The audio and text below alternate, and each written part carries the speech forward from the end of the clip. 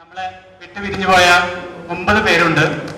Let's remain in silence, lovingly and gratefully acknowledging, accepting our dear departed teachers and companions, classmates. Let's remain in silence, lovingly and gratefully acknowledging, accepting our dear departed teachers and companions, classmates. Let us remember them. Let us pray for their parents, near and dear ones. Lord, our loving Father, we fondly, lovingly remember our departed teachers and companions. Grant them eternal rest. Give solace and strength to their families, to their near and dear ones. This prayer we make for your love's sake. Amen. ഞാൻ ഇന്നലെ പത്രത്തിലെ heading കണ്ടപ്പോൾ പെട്ടെന്ന് relate ചെയ്യാൻ തോന്നി. അതായത് ഞങ്ങൾ ഈ സെന്റ് ജോസഫ് സ്കൂളിൽ വരുന്നതിന് ഒരു മാസങ്ങൾക്ക് മുമ്പെയാണ് സച്ചിൻ തെണ്ടുൽക്കർ ആദ്യമായിട്ട് ക്രീസിൽ ഇറങ്ങിയത് 1989. സച്ചിൻ റിട്ടയർ ചെയ്യുന്ന സമയത്ത് ഞങ്ങൾ ആദ്യമായിട്ട് ക്രീസിൽ എടുക്കാം. ഞങ്ങൾ പഴയകാലത്തിലെ സച്ചിൻ തെണ്ടുൽക്കർ ഇവിടെ ഞങ്ങളുടെയൊക്കെ ആ ബാല്യത്തെ ഞങ്ങളൊക്കെ ഒരുപാട് ഇൻഫ്ലുവൻസ് ചെയ്ത ആളായതുകൊണ്ട് പറഞ്ഞു തന്നെയുള്ളൂ.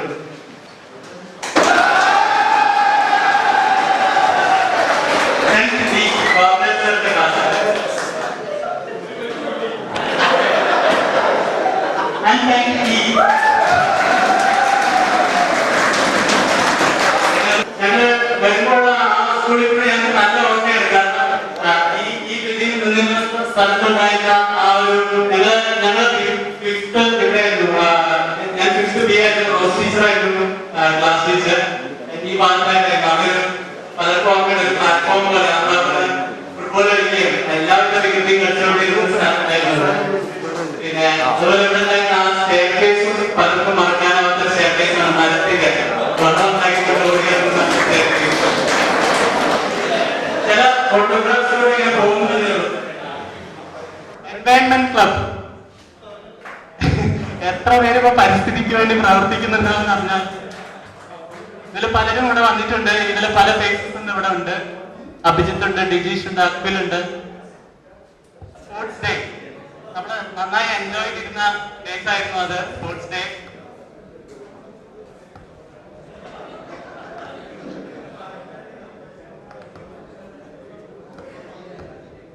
പിന്നെ ഇതായിരുന്നു നമ്മുടെ, എനിക്ക് തോന്നുന്നത് നമ്മുടെ ഇവിടുത്തെ 6 ഇയേഴ്സിലെ നമ്മുടെ ഏറ്റവും ഗ്ലോറിയസ് ആയിട്ടുള്ള ഒരു മൊമെന്റ്. ബൈസെന്ററി സെലിബ്രേഷൻ ഞങ്ങളൊക്കെ 8th-ലായിരുന്നു വന്ന്. 8th പഠിക്കുമ്പോഴായിരുന്നു മദർ വന്നത്.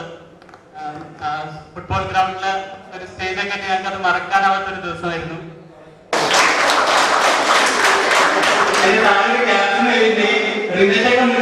നോബൽ സമ്മാനം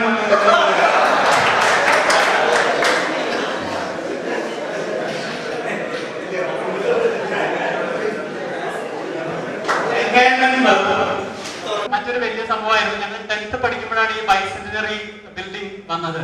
അതിന്റെ ഉദ്ഘാടനം നടന്നത് 10th-ലാണ്. മുഖ്യമന്ത്രി എ കെ ആന്റണി വന്നിട്ട് ഉദ്ഘാടനം. ഇവിടെ ഒരു മാസ്റ്റർ പേരുണ്ട്, എ പി സാലി. 96-ലെ സ്റ്റാർ ഫോട്ടോ ആണ്. 96-ല് ആണ് മണിമാഷ് പിരിഞ്ഞത്. വർഗീസ് മാഷ്, കൊച്ചുദേവസി മാഷും ഇന്ന് വരാനിരുന്നായിരുന്നു. ജോഷി സാറിന് വേറൊരു ഔട്ട് ഓഫ് സ്റ്റേഷൻ പോകേണ്ടതുകൊണ്ട് മാത്രം സാറിന് ട്രാവൽ ചെയ്യാൻ പറ്റാതെ ഇരുന്ന, ഇല്ലെങ്കിൽ സാറും ഉണ്ടാവുമായിരുന്നു. പഴയ ചില പുലികളുടെ ഫോട്ടോ ആണ്. അതായത് ഞങ്ങളെ ബാച്ചിൽ എന്ന് പറഞ്ഞാൽ കളിയിലും പഠിത്തത്തിലും എല്ലാത്തിലും ഉഷാറായിരുന്നു എന്ന് ടീച്ചർമാരെ ഒന്നുകൂടെ ഓർമ്മപ്പെടുത്താൻ വേണ്ടിയിട്ടാണ് ഈ സ്ലൈഡ് ഇട്ടത്. ദേശീയ പ്രാണിശാസ്ത്ര കോൺഗ്രസിലെ പ്രൈസ് നേടിയ ടീമായിരുന്നു. അതിന്റെ ഗവർണർ കൂടെ നിൽക്കുന്ന ഫോട്ടോ ആണ്. ഗവർണർ ശിവശങ്കറിന്റെ കൂടെ നിൽക്കുന്ന ജോഷി സാറും വർഗീസ് മാത്യു സാറായിരുന്നു അന്ന് ഗൈഡായിട്ടുണ്ടായിരുന്നത്. പ്രശാന്ത്, ആശിഷ് ഇവിടെ വന്നിട്ടുണ്ട്. ജനേഷ്, ടീച്ചേഴ്സ് പലർക്കും അറിയുന്നുണ്ടാവും. ഇതില് വിജിത്ത് മാത്രമേ ഇപ്പൊ ഇവിടെ ഉള്ളൂ. വിജിത്ത് ഗിറ്റാറിസ്റ്റ് ആയിരുന്നു. ഇതില് രൂപേഷ്, രഞ്ജിത് സിംഗ്, ഇവർക്കൊന്നും വരാൻ പറ്റില്ല. റഹീം കുറച്ച് കഴിഞ്ഞാലും ഷമീർ, ഇതാണ് ഞാൻ നേരത്തെ കാണുന്ന ഷിനൻ മരിച്ചുപോയി തന്ന ടീമിലുണ്ടായിരുന്നു. ഡൊമിനിക് സാറിന്റെ തോമസ് സാറിന്റെ നേതൃത്വത്തിലായിരുന്നു അന്നായിരുന്നു അത് സ്റ്റേജില് ആ നേതൃത്വം ചെയ്തിരുന്നത്.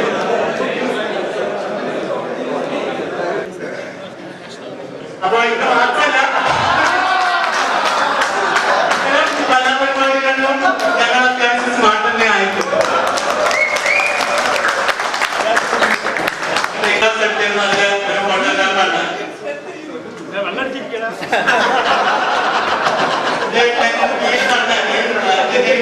ഫ്രാൻസിസ് സാറുണ്ട്, Alice Francis sir, Sunny sir, Poppan sir, അവരെല്ലാം ഞങ്ങൾ പഠിപ്പിച്ച സൽമാനായിരുന്നു.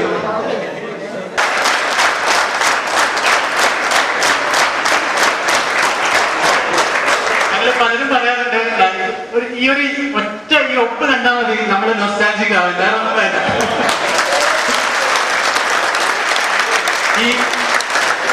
ഈ ഒപ്പിന്റെ ഐശ്വര്യമായിട്ടാണ് ഞങ്ങള് 2001 മനേന്ദ്ര സ്ക്വയറിൽ അന്ന് എല്ലാവരും ഡിഗ്രിക്കും മെഡിക്കൽ കോളേജിലൊക്കെ പഠിക്കുന്ന സമയത്തുള്ള ഫോട്ടോഗ്രാഫ്സ് ആണ്. ഇതിൽ പലരും ഇവിടെ ഉണ്ട്. വിനോദ് ഉണ്ട്, അഖിലുണ്ട്, സൂരജ് ഉണ്ട്. ഇങ്ങനെ കുറഞ്ഞു വരാൻ തുടങ്ങിയപ്പോ ഞങ്ങൾ പതുക്കെ മറ്റു ബാച്ചിനെയും കൂടെ വിളിക്കാൻ തുടങ്ങി. വേറെ നിവൃത്തിയില്ല. അങ്ങനെയാണ് നിഖിലൊക്കെ വന്നിട്ട് തുടങ്ങിയത്.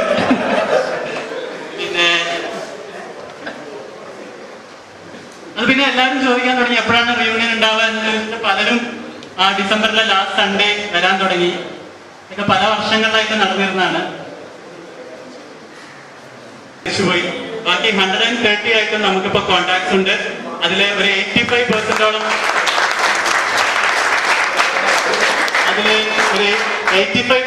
ആൾക്കാർ ഫേസ്ബുക്കിലുണ്ട്. അതുകൊണ്ട് വളരെ കൺവീനിയന്റ് ആണ്. വൺസ് ആ നെറ്റ്വർക്ക് ബിൽഡ് ചെയ്ത് കഴിഞ്ഞാൽ ഇന്ററാക്ട് ചെയ്യാനൊക്കെ വളരെ കൺവീനിയന്റ് ആണ്. ഇതിലെ പഴയ ഫോട്ടോഗ്രാഫ്സ് ഒരു മാഗസീനിൽ കിട്ടിയ നല്ല കൗതുകരമായ ഒരു റിപ്പോർട്ടായിരുന്നു. ഇതിൽ നോക്കുമ്പോൾ പലരും ഞങ്ങളുടെ ബാച്ചിലെ ആൾക്കാര്. ഇപ്പോ ഇതില് ഷമീർ അഹമ്മദ് മികച്ച കളിക്കാരനായി തെരഞ്ഞെടുത്ത 10th പോപ്പൻ സാറെ ക്ലാസ്സിലായിരുന്നു ഷമീർ. പിന്നെ അതുപോലെ ആ ടീമിൽ ഞാൻ നേരത്തെ പറഞ്ഞ പോലെ ഇവരെല്ലാം രഞ്ജിത് സിംഗ് ഒരുപാട് പേരുണ്ടായിരുന്നു ഞങ്ങളുടെ ബാച്ചിൽ നിന്ന്. പിന്നെ അഗർത്തലയിൽ നടന്ന നാഷണൽ സ്കൂൾ ഇതില് ജുനീഷ് 10th സിയിലായിരുന്നു. പിന്നെ ബാസ്കറ്റ്ബോളിൽ സുബിൻ ബാബുവിന് ഇന്ന് പെട്ടെന്നൊരു വ്യക്തികളെ പരിചയപ്പെട്ട ഇത് ആകാശ് 10th B ജിബിൻ.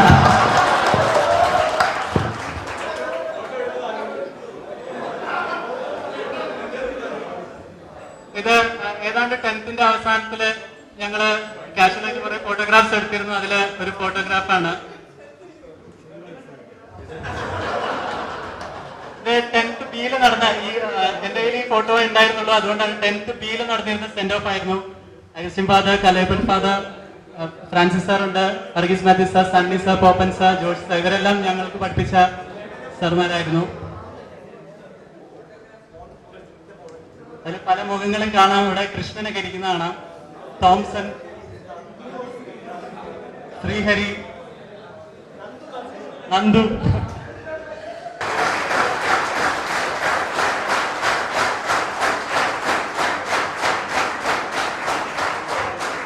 അങ്ങനെ പലരും പറയാറുണ്ട് ഈ ഒറ്റ ഈ ഒപ്പ് കണ്ടാൽ മതി നമ്മൾ നൊസ്റ്റാൾജിക് ആവാൻ, വേറെ ഒന്നും വേണ്ട.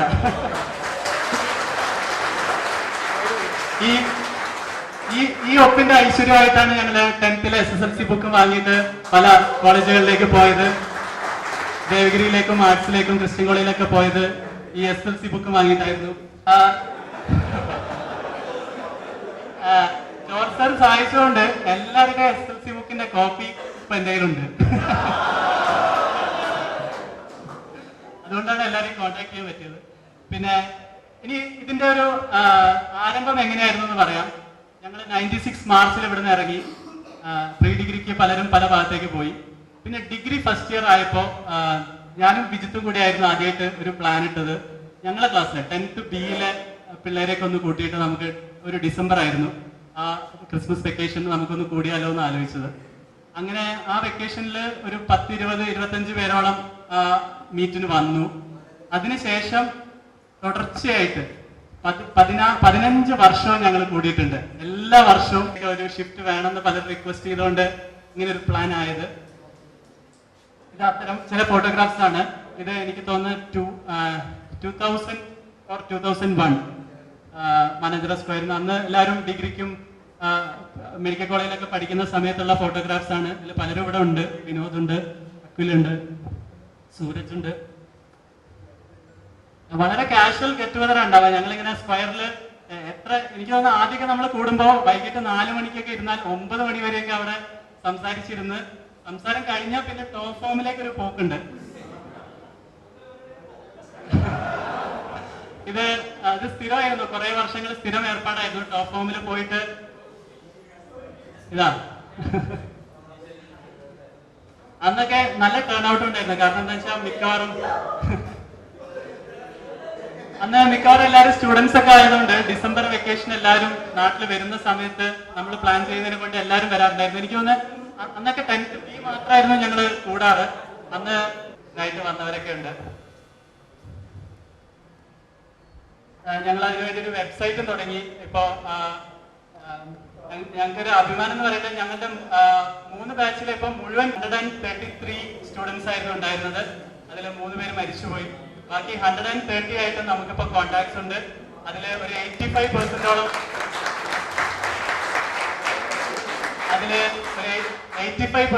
ആൾക്കാർ ഫേസ്ബുക്കിലുണ്ട്. അതുകൊണ്ട് വളരെ കൺവീനിയന്റ് ആണ്.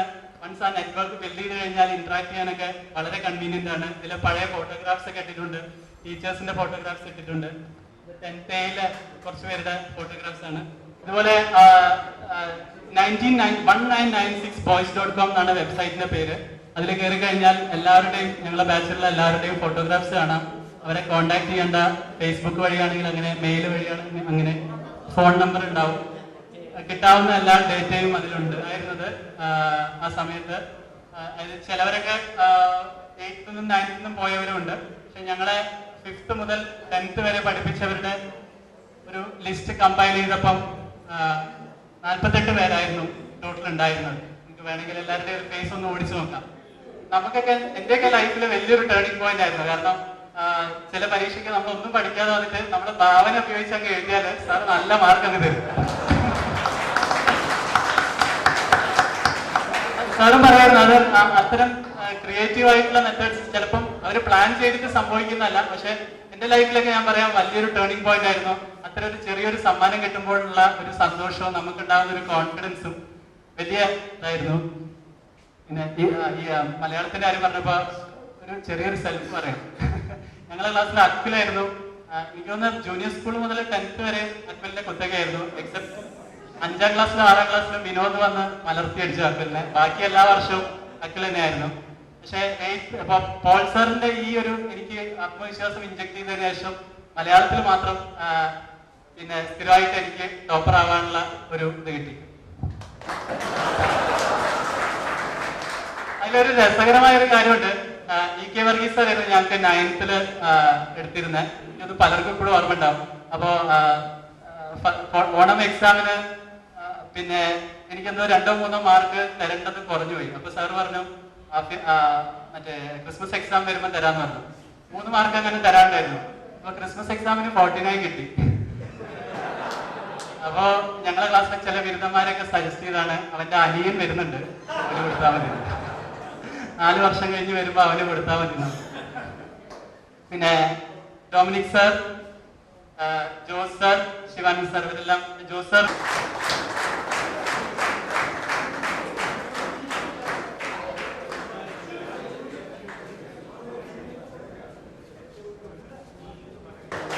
ഞാൻ ആ ഓർഡറിൽ വിളിക്കാം.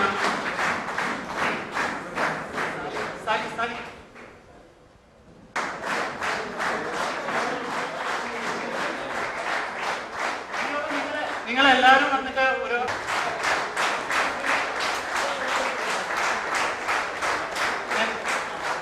ഇതില് എഴുതിയത് വായിക്കാം.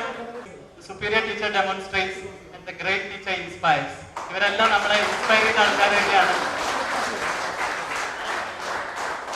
പ്രൊഫഷൻസിലേക്ക് അന്ന് വാങ്ങിയ ടീച്ചേഴ്സിനെയും സാറുമാരെയൊക്കെ ഇങ്ങനെ കൊടുക്കാൻ പറ്റാന്നുള്ള ഒരിക്കലും സെന്റ് ആവുന്നുണ്ടെങ്കിൽ സോറി, പക്ഷേ സ്റ്റിൽ ഇത് വലിയൊരു അനുഗ്രഹമാണ്, ഓണറാണ്.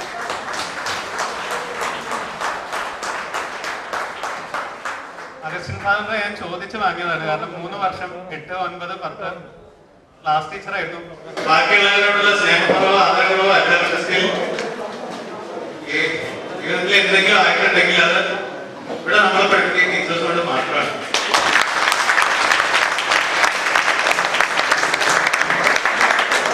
ഇന്നും ഞാൻ മെഡിക്കൽ കോളേജിലാണ് വർക്ക് ചെയ്യുന്നത്. പലപ്പോഴും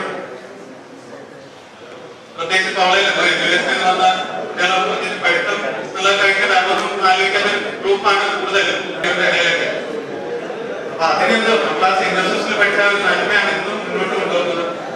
പിന്നെ നമ്മുടെ ടീച്ചേഴ്സ് തന്നെ ഏറ്റവും നമ്മൾ അതിൽ ഏറ്റവും വലിയ കാരണങ്ങൾ മാതാപിതാക്കൾ ഹൃദയം എന്ന് പറയുന്നത് മാതാപിതാക്കളായിട്ട് ഏറ്റവും കൂടുതൽ കടപ്പാടുണ്ടാകുന്ന ഈ ടീച്ചേഴ്സാണ്. എസ്പെഷ്യലി ഉള്ള പിള്ളേർക്ക് എസ്പെഷ്യൽ. അതുകൊണ്ട് ഞാൻ ചോദിച്ചു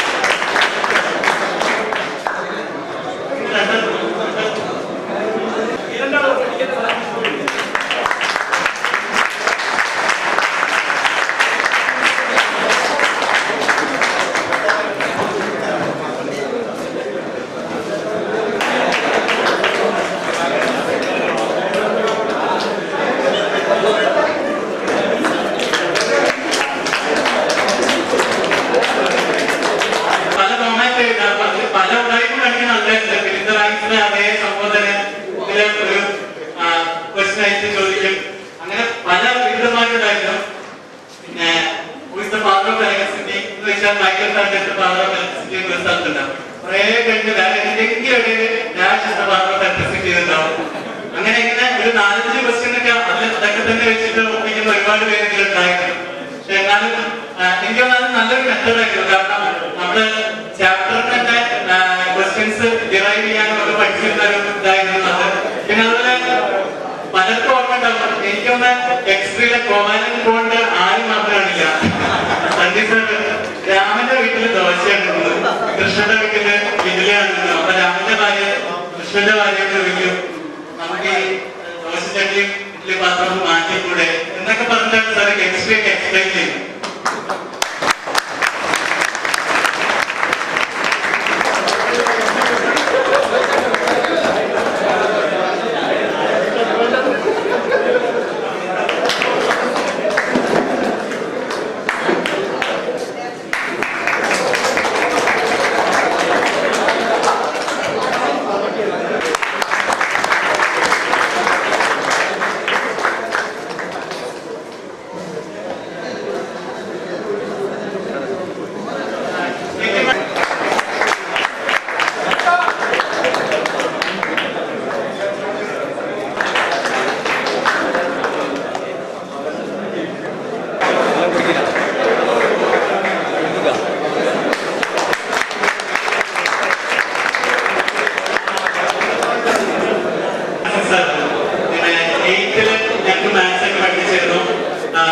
ഹോംവർക്ക് ചെയ്തിട്ടില്ലെങ്കിൽ പാട്ട് പാടുക എന്നുള്ളതായിരുന്നു ശിക്ഷ. അങ്ങനെയുള്ള ഒരു പ്രത്യേക ശിക്ഷ നിന്നാണ് എനിക്ക് തോന്നുന്നത് പലരും പാട്ട് പാടാൻ വേണ്ടിയിട്ട് നിങ്ങൾക്ക് മനോരഞ്ജനം ചെയ്യാനുള്ള ആൾക്കാരുണ്ടായിരുന്നു.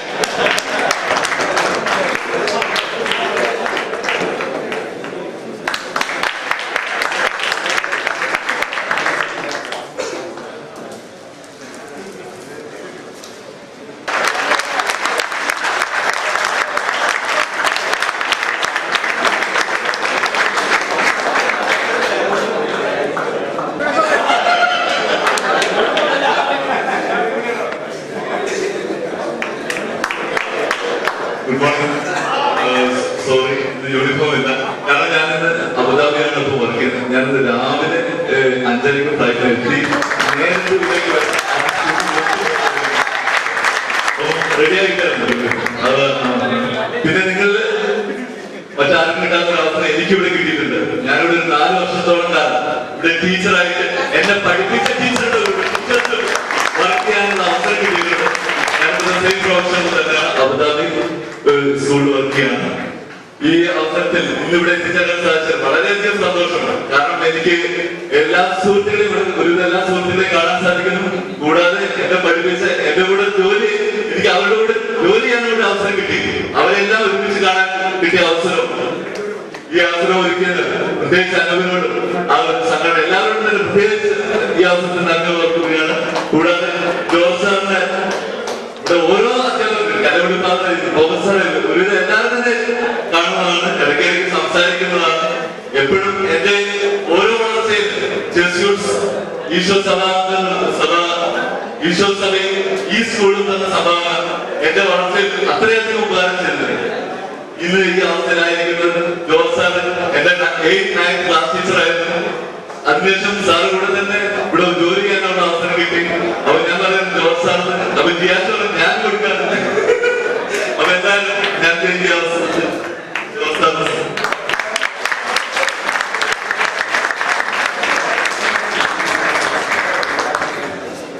3 കൊല്ലക്കാലം സാറ് ക്ലാസ് ടീച്ചറായിട്ട് മാത്രമല്ല NCC-യില് ഞാൻ സാറിന് കൂടെ 3 years അന്ന് 96-ല് ഞാൻ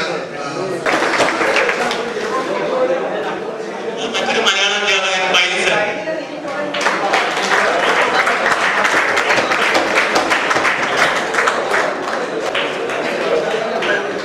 ഡിയിലെ 10th ക്ലാസ് ടീച്ചറായിരുന്ന ബാബുരാജ് സാർ,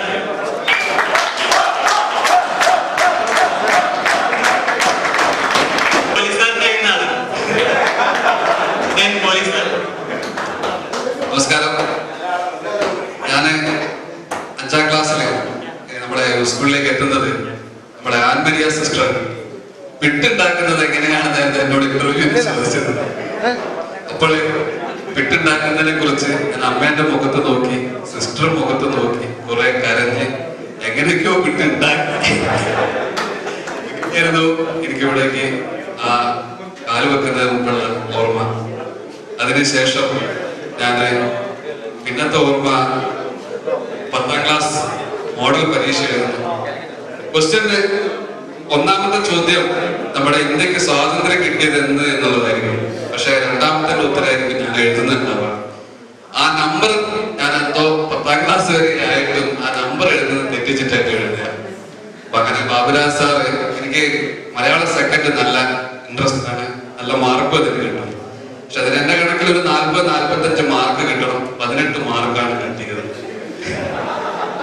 അപ്പൊ ഈ ഇന്ത്യക്ക് സ്വാതന്ത്ര്യം കിട്ടിയത് എന്താണെന്ന് ചോദിച്ചു കഴിഞ്ഞാൽ ഞാനത് വേറെ എന്തെങ്കിലുമുള്ള നമ്പർ ഇട്ടിട്ടാവത്തിലായിരിക്കും എഴുതുക. അപ്പൊ ചോദ്യം വേറെ, ഉത്തരം വേറെ. അപ്പൊ ബാബുരാജ് സാർ എന്നോട് പറഞ്ഞു, ഇപ്പൊ നിനക്ക് മാർക്ക് കുറഞ്ഞോട്ടെ, കുഴപ്പമില്ല, നിനക്ക് ഭാവിയിലേക്ക് അത് നല്ലതായിരിക്കും. ഇന്നും ഞാനത് എപ്പോഴും ഏത് പരീക്ഷ എഴുതുമ്പോഴും ഏതും ഞാനത് മനസ്സിൽ ഓർത്തുകൊണ്ടാണ് ഞാനത് എഴുതുന്നത്. അടുത്തത് MB ജോർജ് സാർ.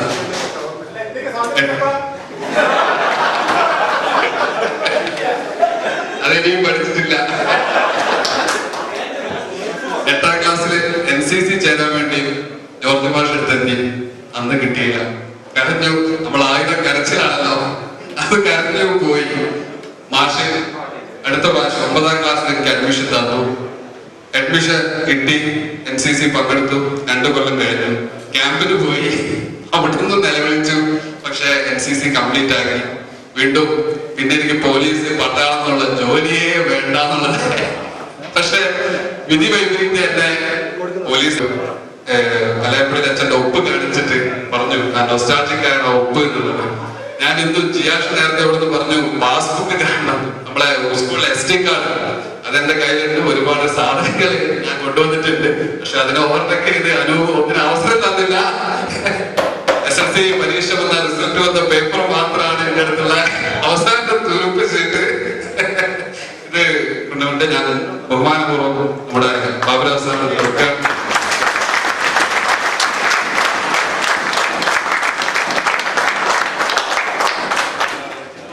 ചിത്രം വരച്ചെടുക്കുന്ന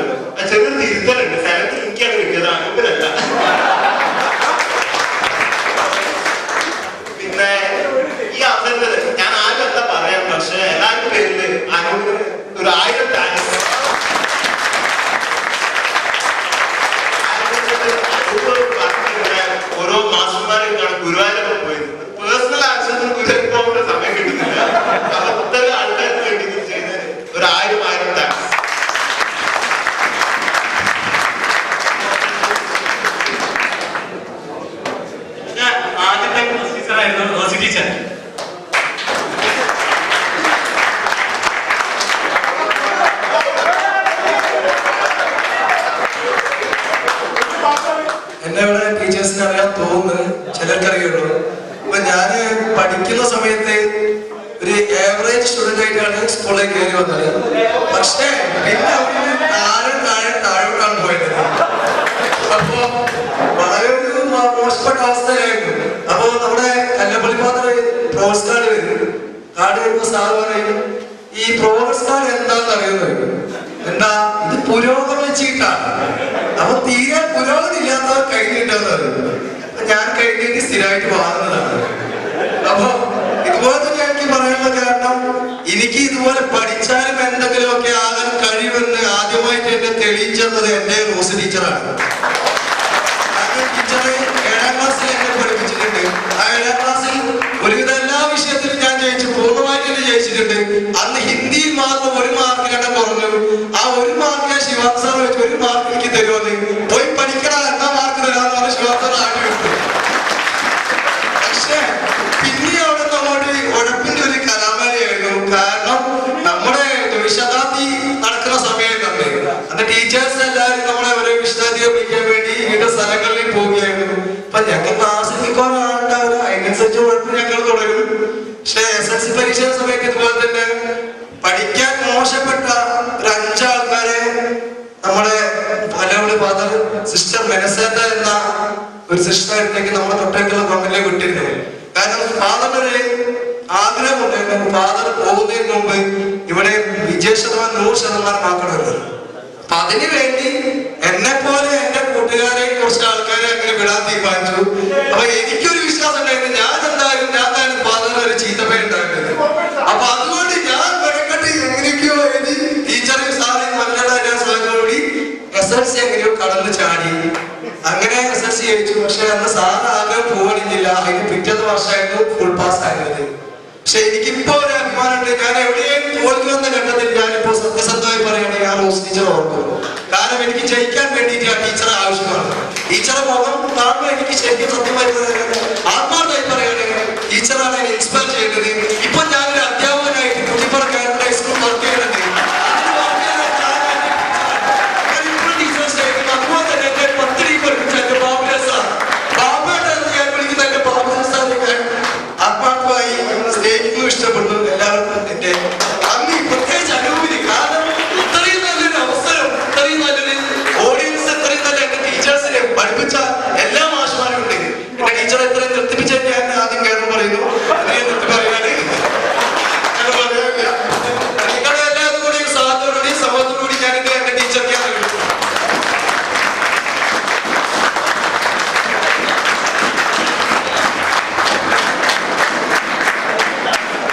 അടുത്താണ് UP സ്കൂളിൽ നമുക്ക് ഏറ്റവും ഫേവറേറ്റ് ആയിരുന്ന ഒരു ടീച്ചറായിരുന്നു ഷെറിൻ ടീച്ചർ, സയൻസ്.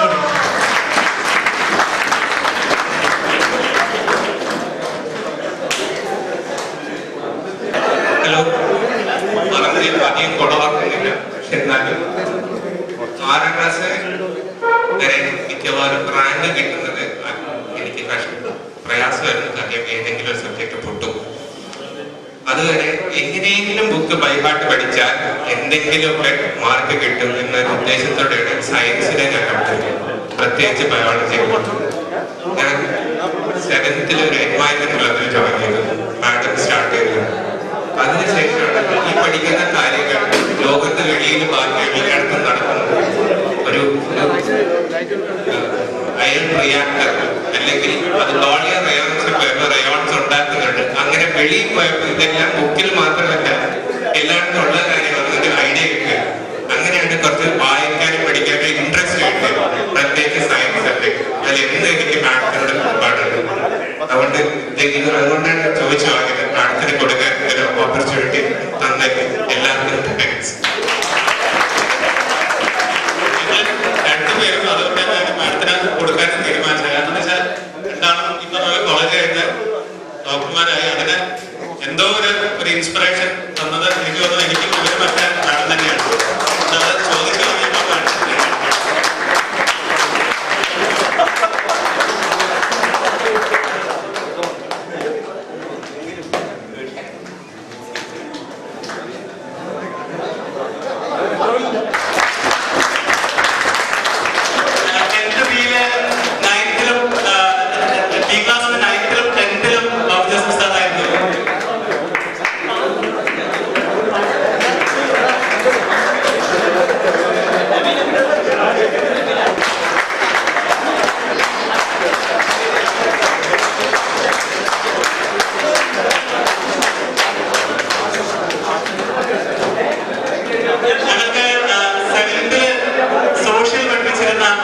സുഷ ടീച്ചർ